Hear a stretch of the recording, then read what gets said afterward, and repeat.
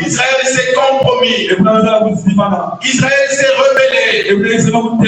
Israël s'est détourné de son Dieu. Israël ne marchait plus sur la volonté de Dieu. Israël s'est éloigné de l'éternel. Israël a oublié qui était son Dieu. Alors que le Seigneur avait déclaré: je suis l'éternel ton Dieu. Je suis l'éternel ton Dieu. Je n'ai pas point d'autre Dieu de toi. Le Seigneur utilise un pronom personnel. Avec Dieu, il n'y a pas d'ambiguïté. Il n'y a pas de confusion. Dieu est clair. Dieu sait ce qu'il fait. Dieu sait ce qu'il dit. Il dit Israël. Toi, Israël, c'est moi, Dieu. Tu es mon peuple. Mais Israël a oublié cela. Israël a oublié cela. Israël s'est détourné de ce Dieu. Nombreux aujourd'hui aussi se sont détournés de l'éternel. Oh bien-aimé, nombreux sommes-nous qui venons à l'église. Nombreux sommes-nous qui disons oui, je sais que Dieu existe. Mais en réalité, nous sommes déterrés de Dieu. En réalité, nous sommes éloignés de Dieu. Il y a certaines personnes qui ont fait des choses de ce monde leur Dieu. Alors je peux te poser la question: qui est ton Dieu? Qui est ton Dieu? Ton frère ou ta soeur, qui est ton Dieu? Non, demande-le bien, qui est ton Dieu? Et pour Israël, c'était l'éternel.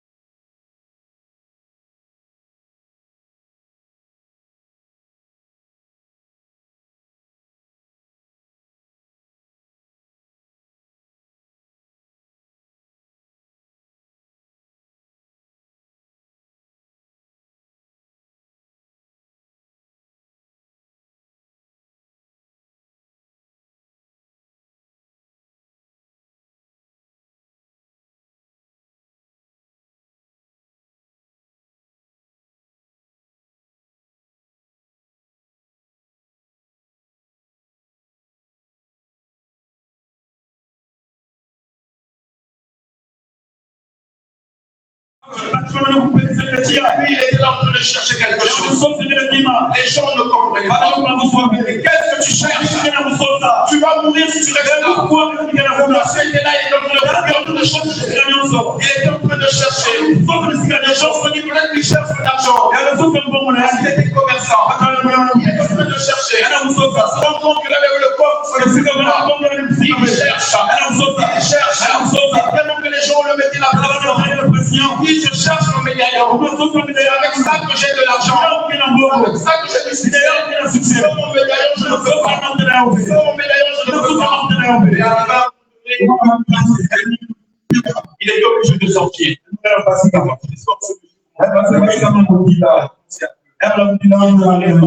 Dieu, son médaillon. Ça, c'est quel Dieu qui était capable de se sauver. Oh, le Dieu de ce monde ne veut pas se sauver. Le Dieu de ce monde ne veut pas faire. Ils ont des yeux, mais ils ne veulent pas voir. Ils ont des oreilles, mais ils ne veulent pas entendre. Ils ont une bouche, mais ils ne veulent pas parler. Ils ont des jambes, mais ils ne veulent pas marcher. Mais nous avons un Dieu. Nous avons un Dieu. Nous avons un Dieu.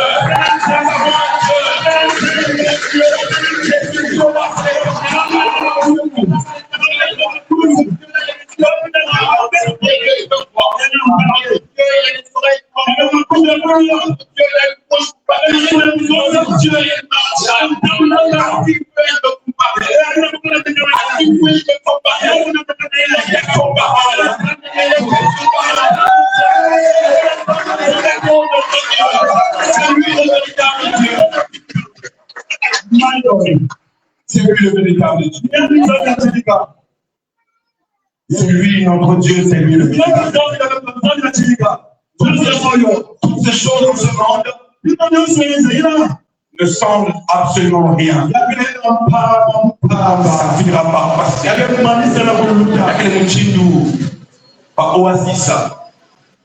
Les oasis, c'est qu'il va point Yamaza. Lorsque nous allons dans le désert, les déserts chauds, comme le désert du Sahara, les petits points d'eau qu'on appelle oasis. Et les gens marchent des kilomètres et des kilomètres pour chercher ce point d'eau afin de se rafraîchir. Mais les oasis ne mettent jamais du temps. Ça finit toujours par tarir. Et après, il faut encore se déplacer. Il faut encore marcher. C'est-à-dire que parfois, il n'a pas fait ça quand il y a un gaga. Ça, la voiture, il va pas là. Lorsque tu passes, les entiers, ils ont même le torticoya. Mais un jour, il y avait Google.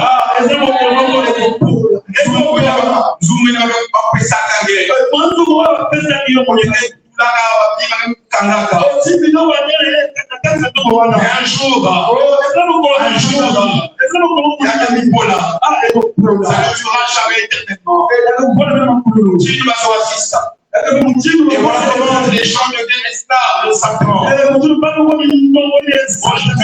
On lui donne quelque chose. Il y avait le Simba. Et après une année, 2 ans, 3 ans, voilà, nous ne pouvons pas les relever. Tous les jours, on est là.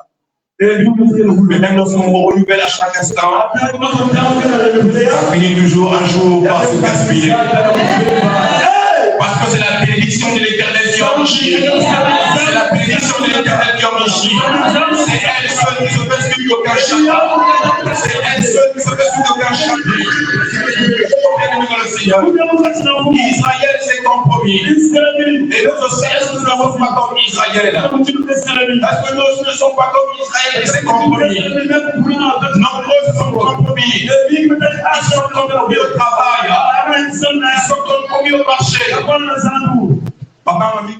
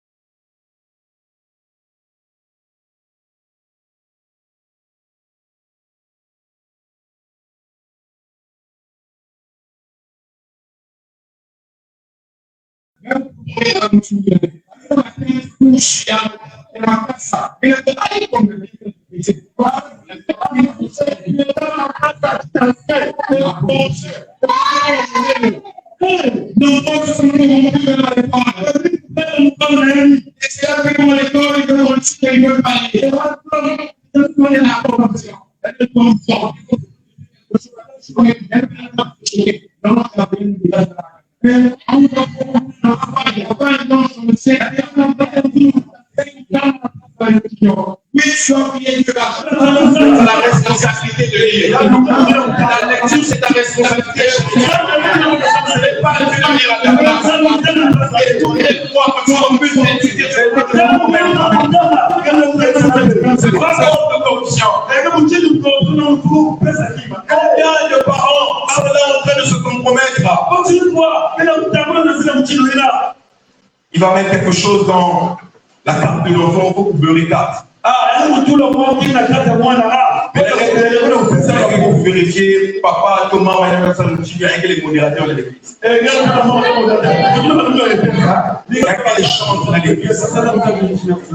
Mais c'est lui qui est prompt à les corrompre. Et après on dira, mais pourquoi est-ce que la possible? Le prix ne marche pas. Pourquoi est-ce que la possible? Tu dis que le prix ne marche pas. Mais les sanctions commencent toujours quelque part. Ça commence toujours avec une personne. La corruption. Combien de chefs d'entreprise, combien de chefs d'agence, lorsque quelqu'un vient déposer un dossier, c'est qu'elle a demandé la sœur, elle va dire à la sœur, là, elle a demandé la part avec ça, ça l'épaisse. La corruption. Ça me dossier, ça me 10%. La corruption. Amen.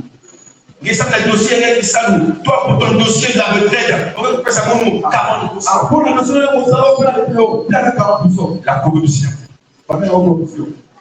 L'immoralité, j'allais dire. L'immoralité.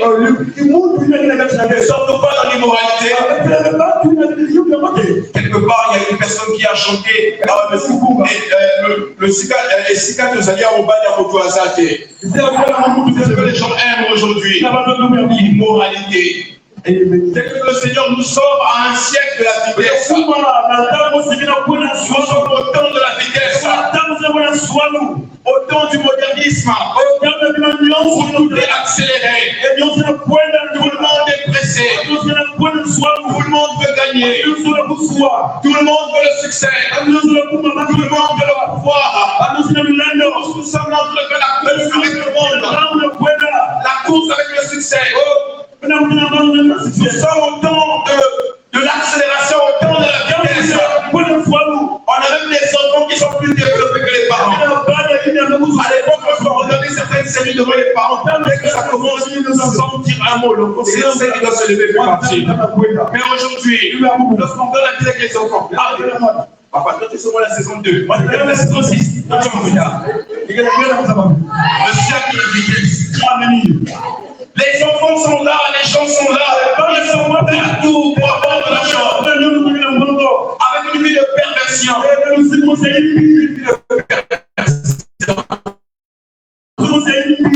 quel point que même dans les lieux de Dieu, quelqu'un qui va la veiller, on ne peut pas pleurer. Mais quoi est l'activité? Mais quoi est l'activité?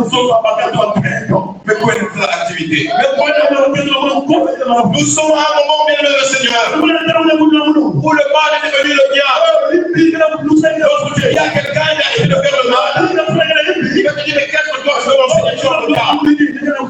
Lorsque toi tu refuses de compromettre, on va te dire que toi tu n'es pas à la mode. Voilà le temps dans lequel on se trouve. Voilà le temps dans lequel on se trouve. Lorsque tu refuses de voler de l'argent, que toi tu es suspect. Lorsque tu refuses de coucher avec le mari de lui, lorsque tu refuses de coucher avec la femme de lui, parce que le rosal mololo.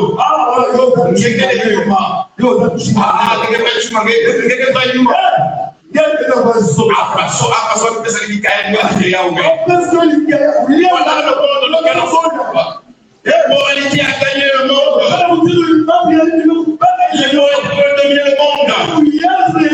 Comment comprendre un bel homme? Un bel homme.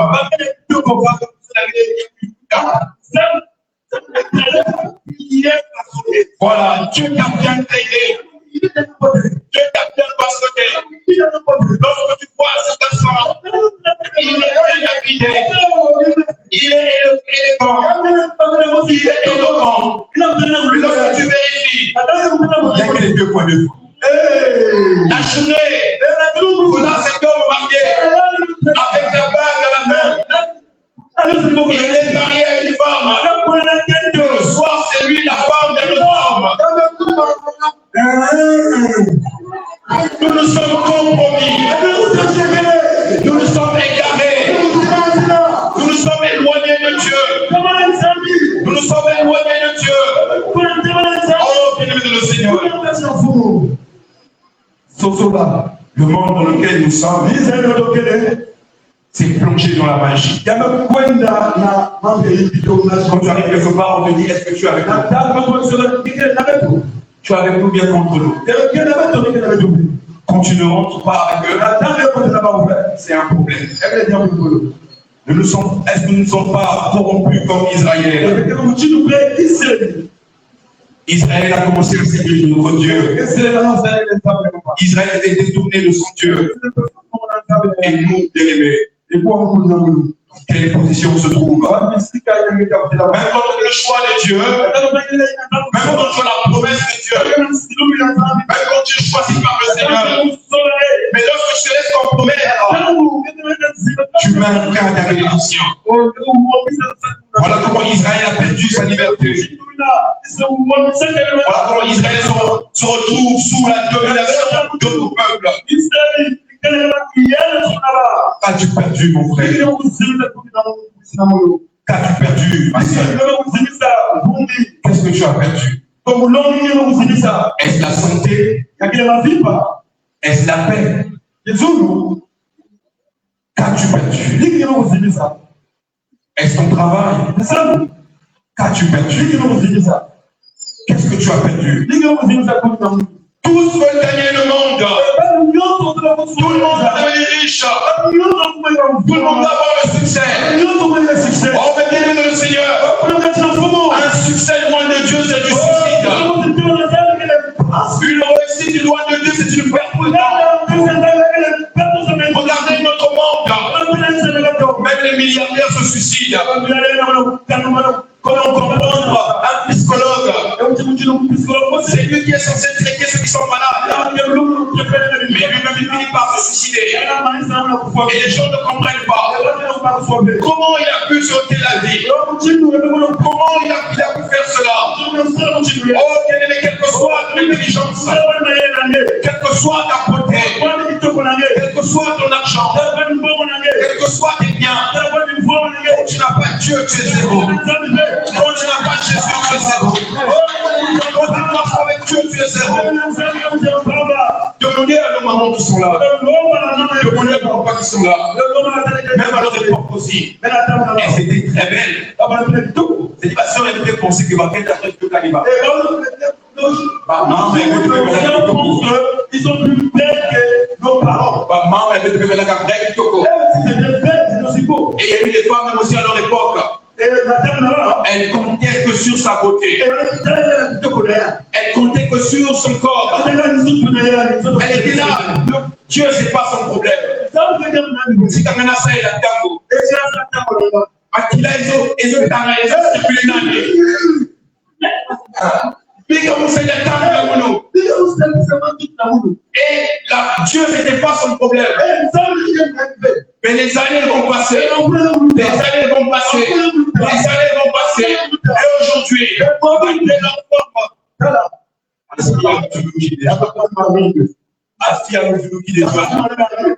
quel que soit ta côté, un jour ça va passer.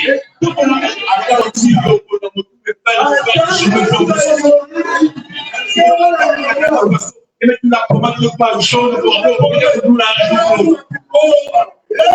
ça va passer. La beauté va passer. Et aujourd'hui, ces femmes, quand je me donne leur vie au passé, quand j'étais, mois-ci, elle attend plus que ton temps est passé. La beauté sans Dieu ne sert à rien. Même dans nos quartiers, nous avons beaucoup d'écrans. Ils parlent bien. Lorsqu'ils parlent à un singe, ils manipulent la langue de manière, mais malgré cette intelligence, elle ne peut pas toujours la pétanque. Il connaît tous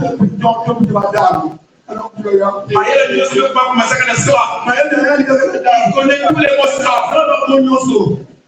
Mais sans Dieu, ça ne sert pas à rien. La richesse sans Dieu ne sert à rien. Le succès sans Dieu ne sert à rien. Lorsque tu es loin de Dieu, tu es sous le contrôle du diable. Lorsque tu es loin de Dieu, c'est le diable qui te contrôle. C'est le diable qui te contrôle. Et quoi que l'on fasse dans ce monde, quelles que soient les actions que nous vivons dans ce monde, nos actions sont enregistrées. Nos actions sont numérotées quelque part.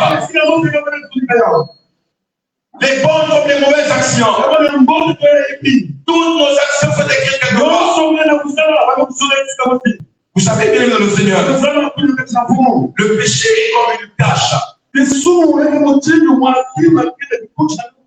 Le péché est comme une tâche. Une tâche est difficile à enlever. Je dirais une tâche impossible à enlever.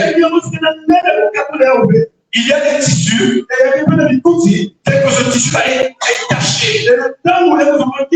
Tu auras beau laver, tu auras beau utiliser tous les détergents possibles. Cette tâche ne s'enlèvera pas. Il y a des tâches qui ont une tâche à Mwamba.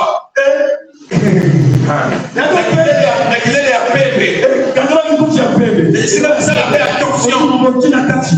Une fois que la vie est tachée, c'est tâche à l'huile, vous allez dire au-dessus de nous. Le diable t'a dit, vous avez sur nous 3 pièces. Si elle est tachée, elle est c'est fini. Et le péché est comme une tache d'huile, une tache d'encre sur un beau vêtement.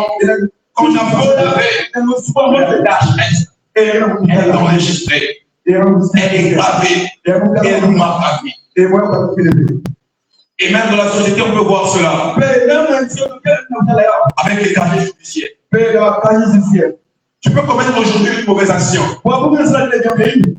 Les années vont passer. Même 50 ans après, un jour tu vas aller déposer ton dossier. Lorsque tu vas déposer le casier judiciaire, il sera noté quelque part que ce monsieur a eu à faire un membre. Ce monsieur, il a eu à tuer quelqu'un. Et ça, jusqu'à ta mort, il y aura toujours cette inscription de ta judiciaire. Même après ta mort, il y aura toujours l'inscription. Lorsqu'on fera des recherches sur toi, on dira oui, un jour, il y avait un homme ici. Il s'appelait Franck. Il est mort à 80 ans. Mais au bout de sa vie, à l'âge de 30 ans, il avait violé, il avait volé, il avait tué, il avait fait quelque chose de mal. Et c'est écrit. Et pourtant tu es mort. Et pourtant tu n'es plus. Voilà ce que c'est le péché sur l'homme. Voilà ce que c'est le péché sur nous. Voilà ce que c'est le péché en nous. Nous sommes des créatures que Dieu a créées à son image. Dieu a fait de nous quelque chose de beau, quelque chose de merveilleux. J'aime la précision de la Bible. Lorsqu'on lit le livre de Genèse, toutes les fois que Dieu crée quelque chose, il s'évanouit et il donne une annotation. Lorsque la ciel et la terre avaient dit, la Bible dit, Dieu dit que c'était bon. Mais au 6e jour, lorsqu'il a créé l'homme, Dieu n'a pas dit que c'était bon. Dieu a dit que c'était très bon. Dieu a dit que c'était très bon. Tu es une bonne chose. Tu es une merveilleuse chose. Tu ne peux pas dire une merveilleuse personne. Le psalmiste peut dire, je bénis l'Éternel parce que je suis une créature merveilleuse. Wow. Lorsque Dieu t'a fait, Dieu a vu que c'était très bon. Mais aujourd'hui, l'homme ne sait pas à quel point il est beau, il est merveilleux. Et elle a montré qu'on a pu se faire opérer sa tête pour dire qu'il y a mais lui, il va aller se faire opérer en Éthiopie, il va pouvoir dire qu'il devient encore plus grand de taille. Après, parce que les douleurs, Dieu est un pesquimi. Que voilà qui va faire des billets, tu deviens un coup, tu vois, le Dieu me fait mal. C'est là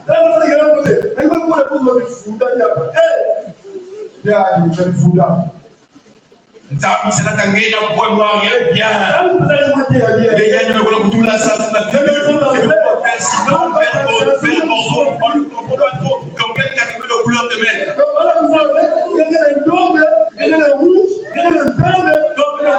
Figure pour ma flotte. Mais quand Dieu t'a créé, tu étais une créature merveilleuse. Mais le péché est venu tâcher. Le péché est venu là comme une tâche. Que l'homme traîne tous les jours.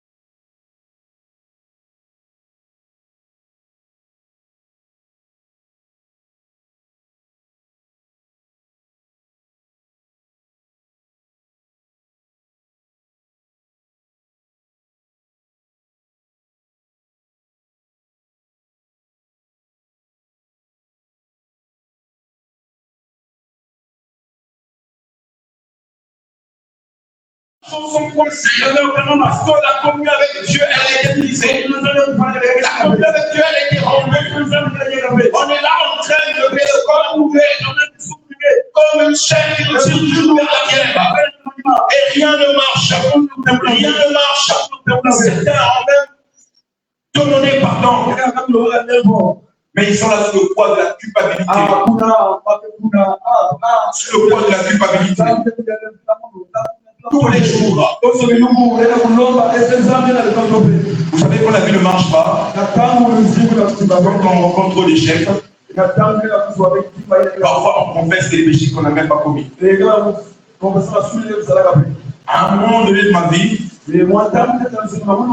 avant que le Seigneur m'appelle à son œuvre, je cherchais le voyage. Et il y a eu tellement d'échecs. Je me suis dit non, c'est sujet pour le péché. J'ai commencé à penser à des péchés que je n'avais pas fait. Et je pouvais me réveiller le matin, même ma conscience ne m'accuse pas. Et je pensais parce que j'ai vu que dans mon passeport, on a dit refus. Je commence à demander pardon. Je commence à demander pardon. Et il y a des personnes qui sont là. Tellement que les choses ne marchent pas. Tellement que la vie est coincée. La personne commence à demander même pardon. Le péché n'existe pas. Tout ça parce qu'on est loin de Dieu. Le péché nous plonge dans la culpabilité. Le péché nous ôte le goût de la vie. Et le péché comme une étiquette. Que le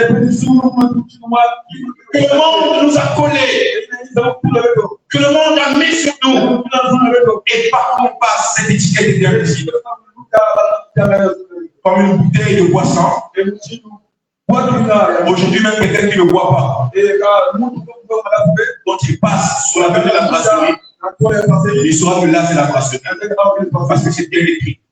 Il y a l'étiquette. Et le péché est comme cette étiquette. Lorsqu'on marche physiquement, il n'y a rien sur notre corps. Mais il est écrit quelque chose, celui-ci est un pécheur. Celui-ci est un homme condamné. Celui-ci est un homme méchant. L'étiquette est là. Elle fait partie intégrante de notre vie. Elle est là. Allons voir Marie de Magdala. Un jour, cet homme va venir avec un beau parfum. Après avoir lavé les pieds de Jésus avec ses larmes, et celui avec ses cheveux, et va mettre un beau parfum. D'un côté, il y avait un monsieur qui était là.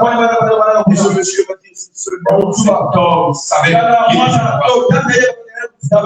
Et pourtant, ce n'était pas la même Marie. Parce qu'elle avait changé. Mais bien le Seigneur, ce monde n'oublie pas. Même quand les choses sont passées, on dit que c'est déjà passé. Mais le monde n'oublie pas. Le monde n'oublie pas. À la première occasion, il faut te rappeler cela. À chaque occasion, voilà comment les gens aujourd'hui sont enchaînés sous le poids de la culpabilité. Parce que le monde a gardé cette image du Christ. Ils sont sous le poids du péché. Ils traînent comme un poulet ou comme une chaîne. D'autres encore, ils veulent bien changer. Ils veulent bien arrêter. Ils veulent bien passer à autre chose. Mais le péché est comme un virus. Le péché est comme le cancer. Il te tue lentement ici. Lorsque tu atteins du virus du sida, il te détruit de l'intérieur. Il te détruit de l'intérieur. Et toutes les défenses immunitaires sont renversées. Et tu ne peux plus résister à n'importe quelle autre maladie. Nombreux veulent bien laisser. Ils veulent bien arrêter. Mais ils n'arrivent pas. Il n'arrive pas. Comme le cancer, le sida, le péché est une maladie incurable. Malgré les vaccins, on ne peut pas être guéri. Quand je parle du vaccin ici, je parle de l'éducation par exemple. Malgré l'éducation qu'on peut donner, certains parents de certaines familles investissent tout leur argent pour l'éducation des enfants. Il faut qu'on puisse être dans une bonne école, qu'on reçoive une meilleure éducation. Mais après, quand il sort de là, il devient toxico. Il faut que mon enfant soit interné pour un bon suivi. Pour un bon suivi à l'école. Mais après, quand l'enfant sort de l'internat, elle était rentrée et elle n'avait pas d'enfant. Mais quand elle ressort et t'amène un petit biche, si tu es chanceux, elle te ramène même des jumeaux. Et là, si tu n'es pas grand-père ou grand-mère, tu deviens grand-mère. Voilà les quelques vaccins qu'on essaie d'administrer aux gens contre le péché. Mais rien, même la bonne éducation ne peut pas. Ça ne garantit rien. Oh my God. Ça ne garantit absolument rien. Et le péché est là pour détruire. Israël était là. Lorsque nous disons de chercher, tu es en train de chercher, comme Israël aussi, il cherche le Messie, celui-là qui va les délivrer, celui-là qui va les sortir. Et au verset 19, on dit, mon père Jean-Baptiste, ils vont interroger Jean, lui dire, dis-nous qui es-tu?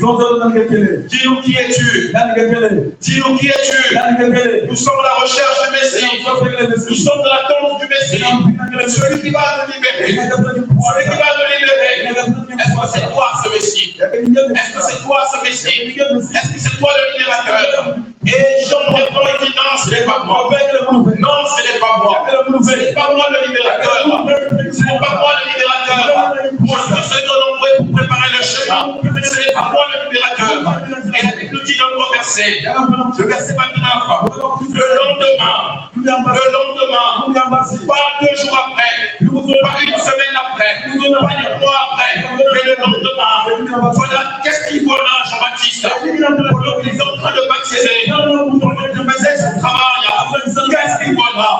Qu'est-ce qu'il voit là? Il voit un homme s'approche le lendemain. Qui est cet homme? Qui est cet homme? Cet homme, c'est Jésus. Cet homme, c'est Jésus. C'est Jésus qui s'approche. Lorsqu'on cherche Dieu, Dieu ne veut pas du temps pour bénir. On va pas dire chercher l'Éternel pendant qu'il est prêt, invoquer-le pendant qu'il est là. Et je viens dire à quelqu'un, Dieu est là. Il est là à tes côtés. Il est là à tes côtés. Il est là. Après que les Juifs ont demandé à Jean, après que les Juifs ont interrogé Jean, après que les Juifs ont ont cherché qui était le Messie. Après les Juifs ont cherché la solution, ils ont cherché le Messie. Le lendemain, le voilà qui vient déjà. Le lendemain, le voilà qui s'approche déjà. Et il est avec foi.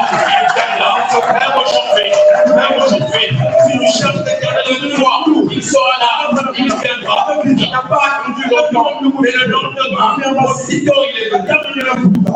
Il est venu. Dieu ne tarde pas. Même pour ton problème, Dieu ne tardera pas. Même pour tes genoux, Dieu ne tardera pas.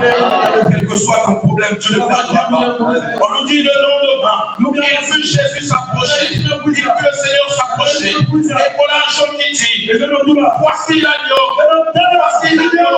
Oh, bien-aimé. Il utilise un adverbe. Il utilise un adverbe pour préciser. Il ne dit pas simplement l'agneau. Il ne parle pas dans le vide. Il ne parle pas sans indication. Jean sait ce qu'il voit. Jean sait qui il voit. Jean sait qui s'approche de lui. Jean sait qui peut venir auprès de lui. Jean sait que le monde a soif du salut. Jean le sait, que les Juifs ont soif du salut. Le monde a soif du salut. La recherche du salut. Voilà pourquoi il ne parle pas en l'air, mais il donne la précision. Il utilise cet adverbe. Il dit voici. Il dit voici. Voici. Il montre bien voici. Pas ailleurs. Pas à gauche. Non, pas à la mer. Parce que les personnes qui sont sous le récito à la mer. Il va se réveiller le matin pour aller des tests à pas là-bas. Pas chez le féticheur, pas dans la franc-maçonnerie, mais voici, est-il l'agneau de Dieu? Vous connaissez pas à l'école, l'agneau, il y a le L apostrophe, qui est un article bien défini. Il ne dit pas voici un agneau, il ne dit pas un agneau, c'est l'article défini, mais il dit voici l'agneau, voici. Belle chose, le terme pour amplifier le message, pour donner plus de précision. Voici l'agneau, voici l'agneau, voici l'agneau, voici l'agneau. Comme pour dire à ceux-là qui l'ont interrogé, la question que vous m'avez posée, la personne que vous cherchez, le Messie que vous cherchez, le voici, il est là, il est venu, voici l'agneau, il dit voici l'agneau de Dieu, il donne cette précision, cet homme qui s'approche, cet homme qui vient, c'est lui qui est l'agneau, c'est lui qui est l'agneau. Et bien aimé le Seigneur, cet agneau, il ajoute encore, pas l'agneau d'un homme, ce n'est pas l'agneau de Claude, ce n'est pas l'agneau de Junior, mais c'est l'agneau de Dieu. Il dit voici l'agneau de Dieu, voici le Messie, voici le salut, pas le salut qui vient d'un homme, pas le salut de frère, mais voici le salut qui vient de Dieu, voici le salut qui vient de l'Éternel, voici le véritable salut. Et ce salut, c'est l'agneau de Dieu. L'agneau de Dieu, c'est Jésus. L'agneau de Dieu, c'est Jésus.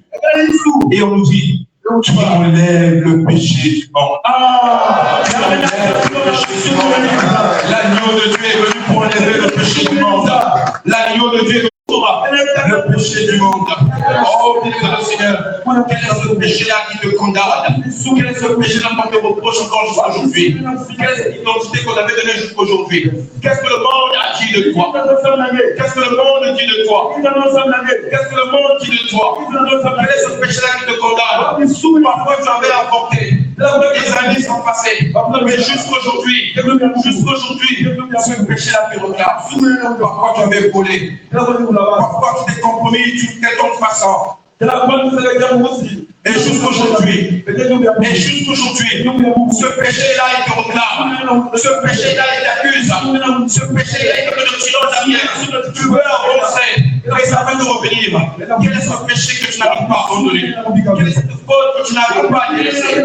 Quelle est cette prison que le monde t'a mis où tu n'arrives pas à sortir? Mais Jean est en train de nous dire, voici l'agneau de Dieu. Voici le Messie de Dieu. Voici celui que Dieu a envoyé pour nous sortir de la prison, pour nous sortir de la condamnation, pour nous sortir du mal, pour nous sortir de toute accusation. Allons voir sachez. Allons voir sachez. Sachez à l'escroc. Il était collecteur d'impôts. Alors, t'es pas pour être un douanier. Mais pour la paix, on va pas la douane. Je n'ai rien contre les douaniers, on sait comment la douane se passe. Quand tu arrives avec une petite valise, et quand tu commets la maladresse, tu es bien habillé. Comme notre papa ici, tu es bien habillé. Dès que tu arrives à la douane, quand les douaniers vont te regarder, ils vont dire, ah, c'est sûr que c'est un ancien député. Donc ce monsieur-là, on va le répéter. Dès que tu arrives avec une petite valise, tu dis, non, on va pas faire de compte à café. Ça permet.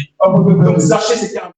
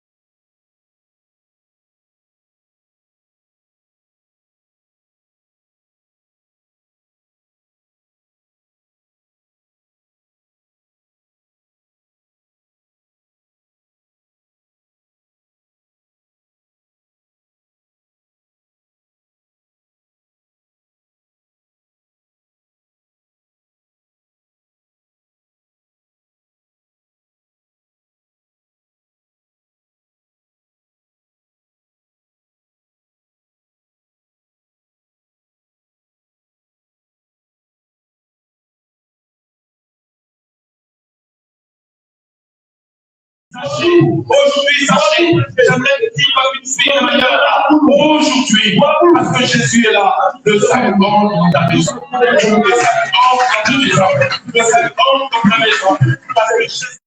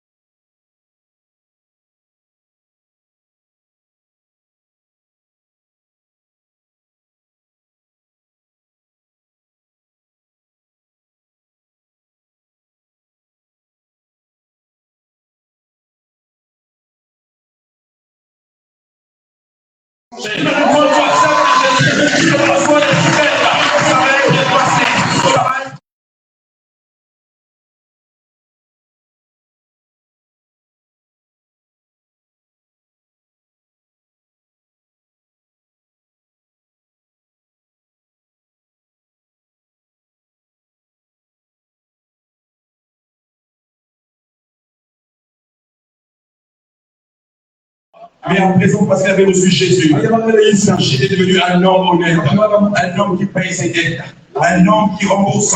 Parce que l'agneau de Dieu, le Messie, le Seigneur Jésus, était entré dans sa vie. Amen. Je m'en vais pour chuter, bien aimé. Amen.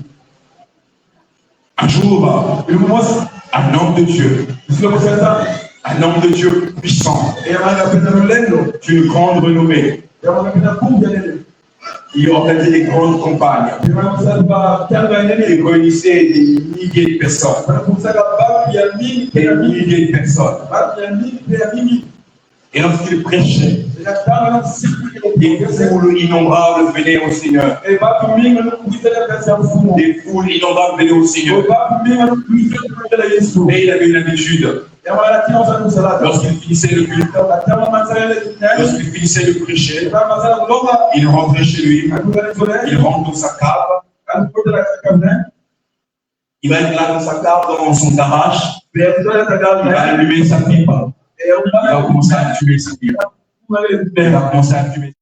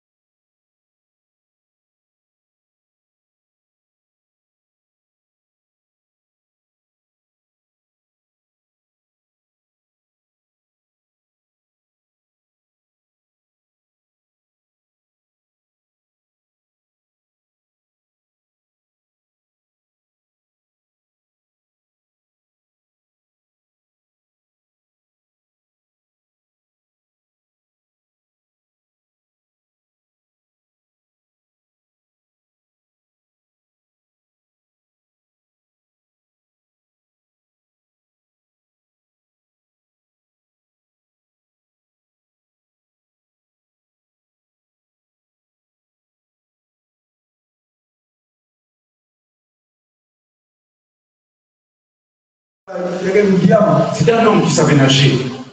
Mais il s'est arrangé à mettre un endroit où c'était le plus profond possible pour que plus jamais il puisse retrouver cette victoire. Et quand il a jeté cela, voilà qu'il rentre à la maison, il dit: je suis enfin un chrétien. Il va au stade de 5e jour, le dernier jour de la croisade. Et il commence à prêcher. Il commence à prêcher. Il commence à prêcher. On aurait dû l'annoncer l'évangile. Il ne peut pas arriver au milieu de son serment. Voilà une foule qui se lève. La foule se lève. Et vient rencontrer le Seigneur. La foule se lève. Oh, lorsque tu acceptes Jésus, lorsque tu reçois Jésus, lorsque tu reçois.